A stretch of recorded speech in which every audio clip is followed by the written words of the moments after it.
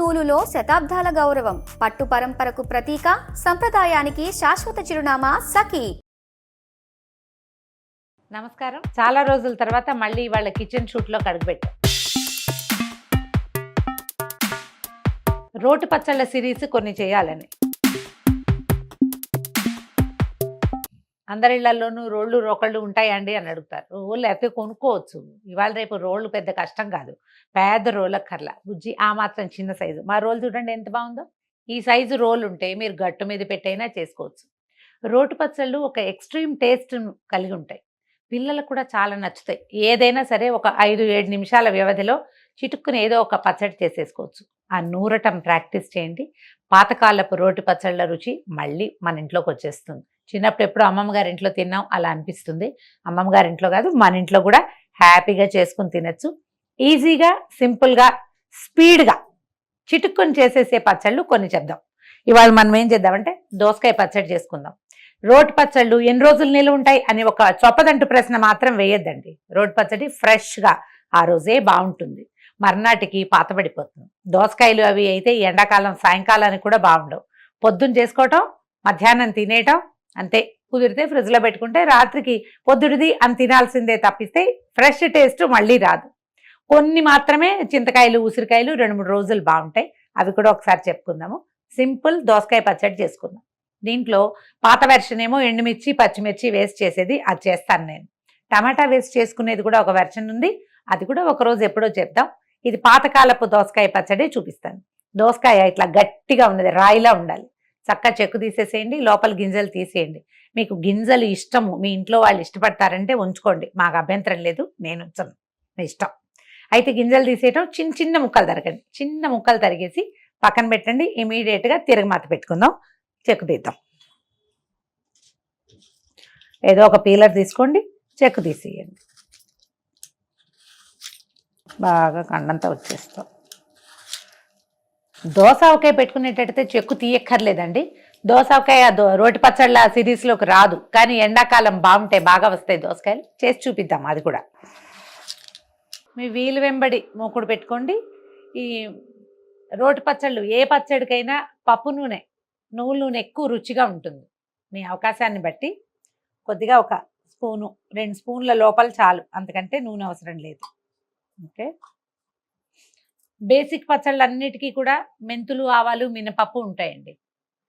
అప్పుడప్పుడు జీలకర్ర, అప్పుడప్పుడు ధనియాలు, అవి తక్కువ, ఇవి ఎక్కువ.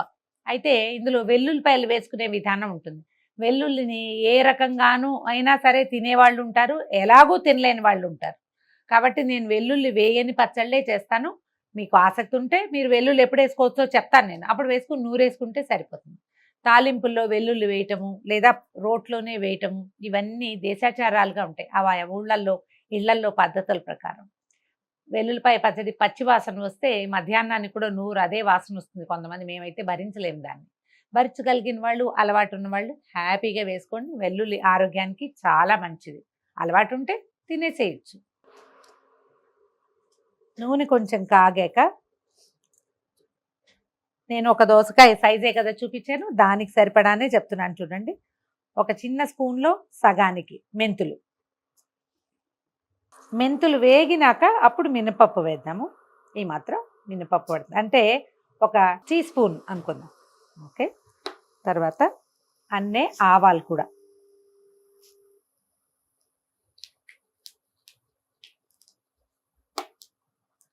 ఆవాలు కొంచెం వేగాక అవి చిటపట్లాడిన తర్వాత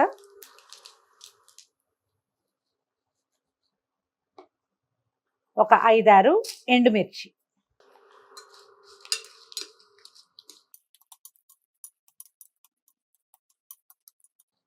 మిర్చి వేగనిచ్చి ఒక చిటికెడు ఇంగు వేసుకోండి. తర్వాత ఒక 1/2 డజన్ పచ్చిమిర్చి కొంచెం స్లిట్ చేశాను కొద్దిగా, అవి వేసేద్దాం. 2 కలిపి వేయచ్చా అని చాలామంది అడుగుతారండి. వాళ్ళ అలవాటుని బట్టి మీ చాయిస్. 2 కలిపి వేస్తే రుచి బాగుంటుంది. వద్దనుకుంటే ఒట్టెండు మిర్చితో కూడా చేసుకోవచ్చు. కొద్దిగా పచ్చిమిర్చి వేగనివ్వండి. వేగాక రుబ్బేసుకోవటమే మనం.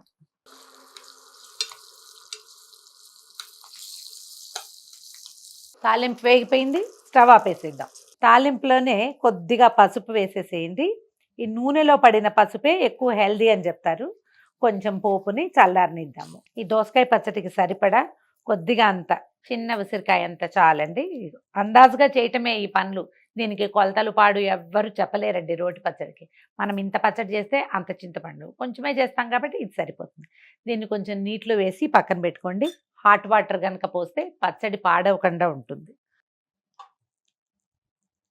చాలు, ఊరికే మనకి చింతపండు కడిగేసి ఒకసారి తడిసేంత పెడితే సరిపోతుంది అనమాట.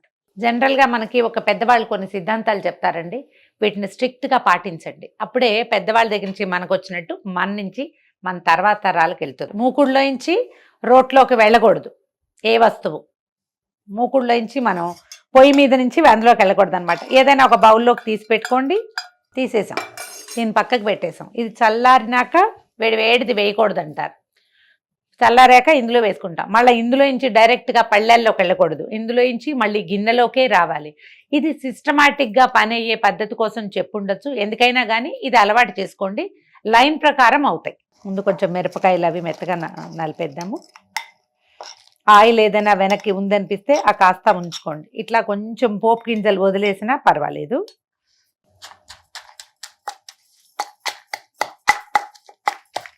కొద్దిగా కొంత మటుకు నలిగినాక మనం నానబెట్టి పెట్టుకున్నాం కదా కొంచెమే చింతపండు, ఈ పచ్చడికి సరిపడా అది కూడా వేసేద్దాం. సరిపడా ఉప్పు వేద్దాము.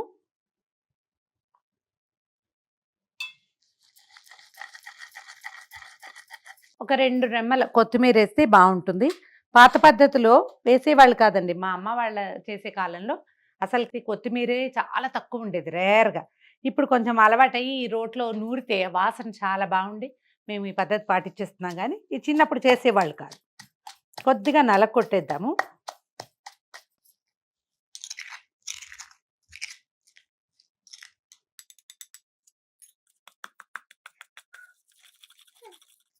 ఇప్పుడు మనం తరిగి పెట్టుకున్నాం కదా దోసకాయ ముక్కలు, ఒక్కసారి అలాగా 2 దెబ్బలే కొడతాం. వీటిని మెత్తగా నూరము, ముక్క చెక్కగానే ఉంటాయి. కొంచెం అట్లా అనటమే అన్నమాట. బాగా కలుస్తుంది, వాసన చాలా బాగుంటుంది, నలిగిన వాసన.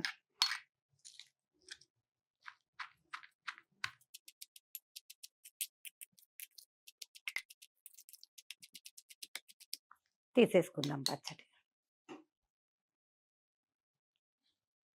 ఒక బేసిక్ రూల్ ఉందండి. ఎండాకాలం కనుక మనం ఏదైనా పచ్చళ్ళు వీటిని చేత్తో ముట్టుకుంటే నిల ఉండదని చెప్తారు. ఎందుకంటే చేతి వేడికి తొందరగా పాడైపోతుంది. కానీ ఈ రోట్లో ఇంచి స్పూన్తో తీస్తే ఆ సాటిస్ఫాక్షన్ రానే రాదు. ఇందాక మనం బౌల్లో తాలింపు ఉంచుకున్నాం కదా, అందులోకే తీసేసుకుందాం.